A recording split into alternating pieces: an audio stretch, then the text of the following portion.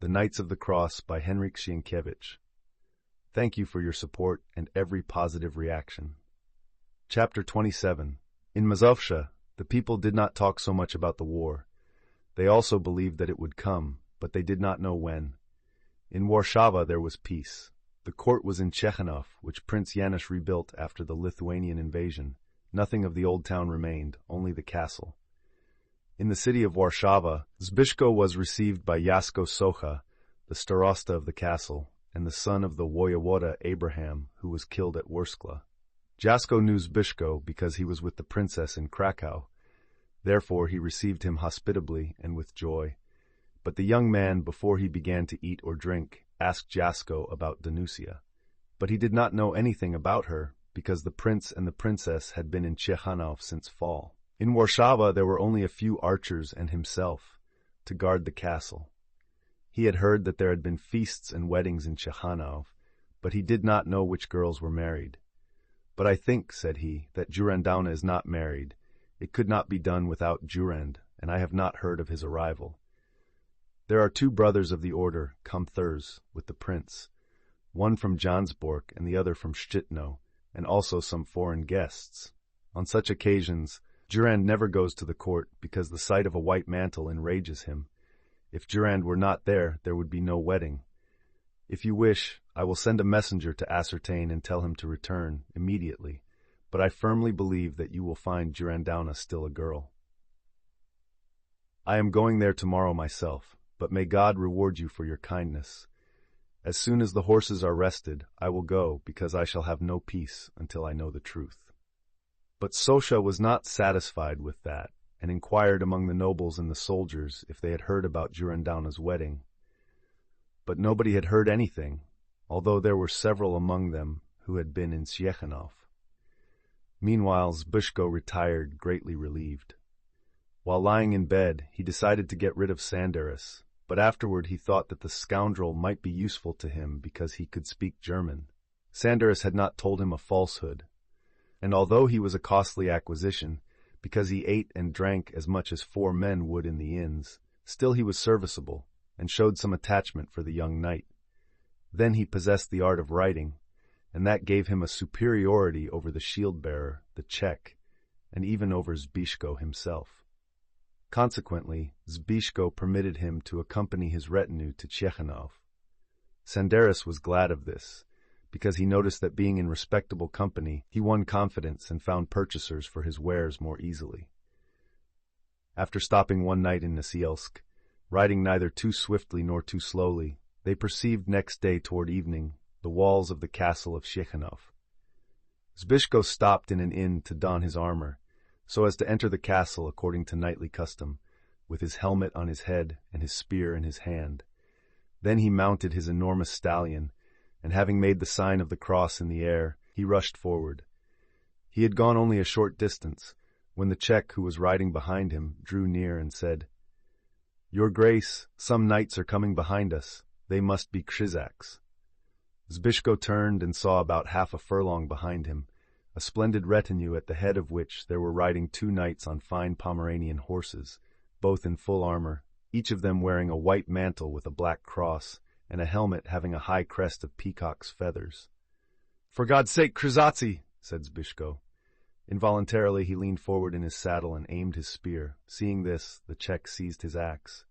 The other attendants, being experienced in war, were also ready, not for a fight, because the servants did not participate in single combat, but to measure the space for the fight on horseback, or to level the ground for the fight on foot. The Czech alone, being a nobleman, was ready to fight, but he expected that Zbyszko would challenge before he attacked, and he was surprised to see the young knight aim his spear before the challenge. But Zbyszko came to his senses in time. He remembered how he attacked Liechtenstein near Krakow, and all the misfortunes which followed. Therefore he raised the spear and handed it to the Czech. Without drawing his sword, he galloped toward the Krzyżacy. When he came near them, he noticed that there was a 3rd knight, also with a peacock's crest on his helmet, and a 4th, without armor, but having long hair, who seemed to be a Mazur. Seeing them, he concluded that they must be some envoys to the Prince of Mazowiecki. Therefore he said aloud, May Jesus Christ be praised. For ages and ages, answered the long-haired knight. May God speed you. And you also, sir. Glory be to St. George. He is our patron. You are welcome, sir. Then they began to bow. Zbyszko told his name, who he was, what his coat of arms was, what his war cry was, and whence he was going to the Mazowiecki court.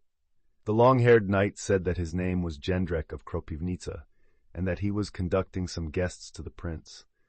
Brother Gottfried, Brother Rotgear, also Sir Fulko de Lorch of Lotharingen, who being with the Knights of the Cross, wished to see the prince, and especially the princess, the daughter of the famous Kieshtut.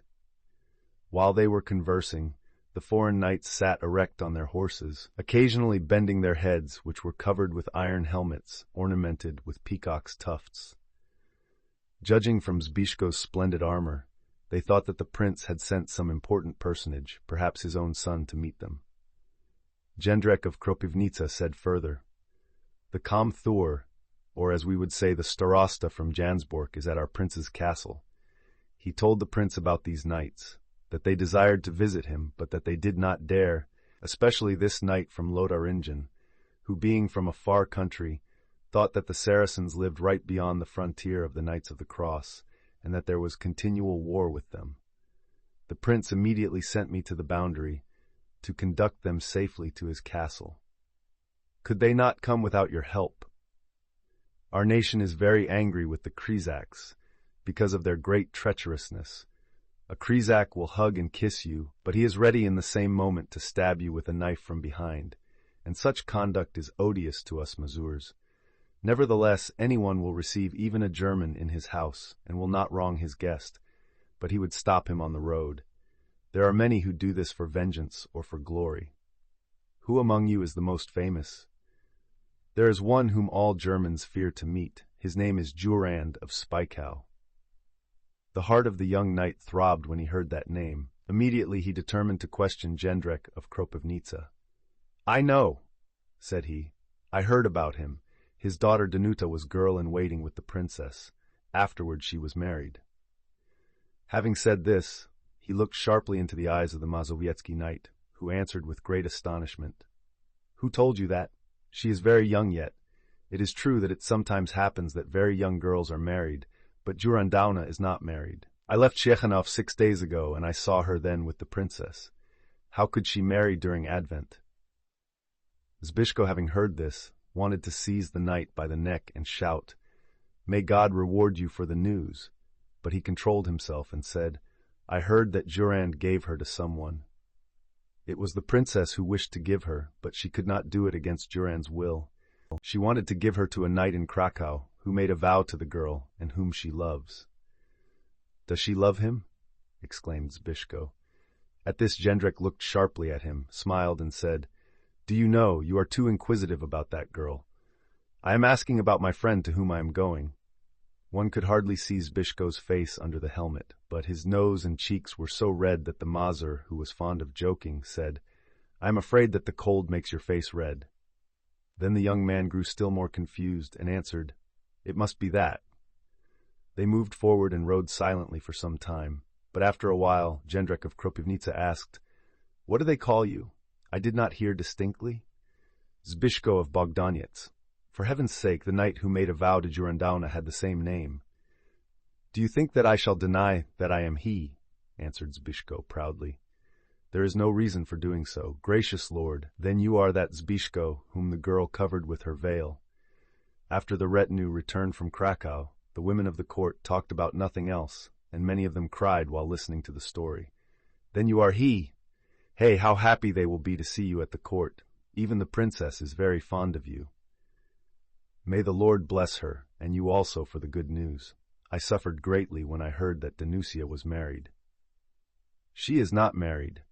Although she will inherit Spykow, and there are many handsome youths at the court, yet not one of them looks into her eyes, because all respect your vow, then the princess would not permit it. Hey, there will be great joy. Sometimes they teased the girl. Someone would tell her, 'Your knight will not come back.' Then she would reply, 'He will be back. He will be back.' Sometimes they told her that you had married another. Then she cried." These words made Zbyszko feel very tender. He also felt angry because Danusia had been vexed. Therefore he said, "I shall challenge those who said such things about me." Jędrek of Kropivnica began to laugh and said, "The women teased her. Will you challenge a woman? You cannot do anything with a sword against a distaff." Zbyszko was pleased that he had met such a cheerful companion. He began to ask Jędrek about Danusia. He also inquired about the customs of the Mazowiecki court, about Prince Janusz, and about the princess. Finally, he told what he had heard about the war during his journey, and how the people were making preparations for it, and were expecting it every day. He asked whether the people in the principalities of Mazowsza thought it would soon come. The heir of Kropivnica did not think that the war was near. The people said that it could not be avoided. But he had heard the prince himself say to Mikołaj of Długolas that the Knights of the Cross were very peaceable now, and if the king only insisted, they would restore the province of Dobrzyń to Poland, or they would try to delay the whole affair until they were well prepared. "The prince went to Malbork a short time ago," said he, "where during the absence of the Grand Master, the Grand Marshal received him and entertained him with great hospitality. Now there are some comthers here, and other guests are coming." Here he stopped for a while, and then added, "The people say that the Krzyżacy have a purpose in coming here and in going to Plock to the court of Prince Zimowit. They would like to have the princes pledge themselves not to help the king, but to aid them. Or if they do not agree to help the Krzyżacy, that at least they will remain neutral, but the princes will not do that. God will not permit it. Would you stay home? Your princes belong to the kingdom of Poland." "No, we would not stay home," answered Jędrek of Kropivnica. Zbyszko again glanced at the foreign knights and at their peacock's tufts, and asked, "Are these knights going for that purpose?" "They are brothers of the order, and perhaps that is their motive. Who understands them? And that third one, he is going because he is inquisitive. He must be some famous knight. Bah, 3 heavily laden wagons follow him, and he has 9 men in his escort. I would like to fight with such a man." "Can you not do it?" "Of course not. The prince commanded me to guard them. Not one hair shall fall from their heads until they reach Ciechanów. Suppose I challenge them, perhaps they would desire to fight with me? Then you would be obliged to fight with me first, because I will not permit you to fight with them while I live." Zbyszko looked at the young nobleman in a friendly way, and said, "You understand what knightly honor is. I shall not fight with you, because I am your friend, but in Ciechanów, God will help me to find some pretext for a challenge to the Germans. In Ciechanów you can do what you please. I am sure there will be tournaments. Then you can fight if the prince and the comthers give permission. I have a board on which is written a challenge for anyone who will not affirm that Panna Danuta Jurandowna is the most virtuous and the most beautiful girl in the world, but everywhere the people shrugged their shoulders and laughed. Because it is a foreign custom, and speaking frankly, a stupid one which is not known in our country, except near the boundaries. That Lotharingier tried to pick a quarrel with some noblemen, asking them to praise some lady of his, but nobody could understand him, and I would not let them fight." "What? He wanted to praise his lady? For God's sake!" He looked closely at the foreign knight, and saw that his young face was full of sadness. He also perceived with astonishment that the knight had a rope made of hairs round his neck. "Why does he wear that rope?" asked Zbyszko. "I could not find out, because they do not understand our language. Brother Rotgear can say a few words, but not very well either. But I think that this young knight has made a vow to wear that rope until he has accomplished some knightly deed. During the day, he wears it outside of his armor, but during the night, on the bare flesh." "Sandarus," called Zbyszko suddenly. "At your service," answered the German, approaching. "Ask this knight, who is the most virtuous and the most beautiful girl in the world." Sandarus repeated the question in German. "Ulrika von Elner," answered Fulko de Lorca. Then he raised his eyes and began to sigh. Zbyszko, hearing this answer, was indignant and reined in his stallion. But before he could reply, Jędrek of Kropivnica pushed his horse between him and the foreigner and said, "You shall not quarrel here." Zbyszko turned to Sandarus and said, "Tell him that I say that he is in love with an owl." Noble knight, my master says that you are in love with an owl, repeated Sandarus, like an echo. At this Sir Delorch dropped his reins, drew the iron gauntlet from his right hand, and threw it in the snow in front of Zbyszko, who motioned to the Czech to lift it with the point of his spear. Jędrek of Kropivnica turned towards Zbyszko with a threatening face, and said, "You shall not fight. I shall permit neither of you. I did not challenge him, he challenged me. But you called his lady an owl. Enough of this. I also know how to use a sword. But I do not wish to fight with you. You will be obliged to, because I have sworn to defend the other knight." "Then what shall I do?" asked Zbyszko. "Wait, we are near Ciechanów." "But what will the German think? Your servant must explain to him that he cannot fight here, that first you must receive the prince's permission, and he the Comthur's." "Bah, suppose they will not give permission." "Then you will find each other. Enough of this talk." Zbyszko, seeing that he could not do otherwise, because Jędrek of Kropivnica would not permit them to fight, called Sandarus, and told him to explain to the Lothaриnger knight that they could fight only in Ciechanów. Delorch, having listened, nodded to signify that he understood. Then, having stretched his hand towards Zbyszko, he pressed the palm 3 times, which, according to the knightly custom, meant that they must fight, no matter when or where. Then, in an apparent good understanding, they moved on toward the castle of Ciechanów, whose towers one could see reflected on the pink sky. It was daylight when they arrived, but after they announced themselves at the gate, it was dark before the bridge was lowered. They were received by Zbyszko's former acquaintance, Mikołaj of Długolas, who commanded the garrison consisting of a few knights and 300 of the famous archers of Kirpi. To his great sorrow, Zbyszko learned that the court was absent. The prince, wishing to honor the Comthurs of Szczytno and Jansbork, arranged for them a great hunting party in the Krupieczka wilderness. The princess, with her ladies-in-waiting, went also, to give more importance to the occasion. Ofka, the widow of Krzysztof Jarzomkov, was key-keeper and the only woman in the castle whom Zbyszko knew. She was very glad to see him. Since her return from Krakow, she had told everybody about his love for Danusia and the incident about Liechtenstein. These stories made her very popular among the younger ladies and girls of the court. Therefore, she was fond of Zbyszko. She now tried to console the young man in his sorrow, caused by Danusia's absence. "You will not recognize her," she said. "She is growing older and is a little girl no longer. She loves you differently also. You say your uncle is well. Why did he not come with you? I will let my horses rest for a while, and then I will go to Danusia. I will go during the night," answered Zbyszko. "Do so, but take a guide from the castle, or you will be lost in the wilderness."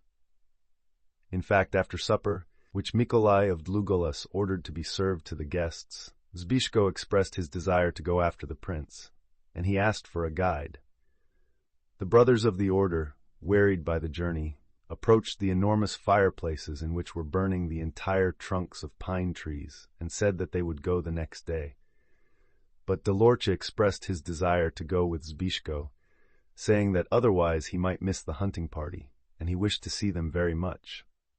Then he approached Zbyszko, and having extended his hand, he again pressed his fingers 3 times. Remember to subscribe.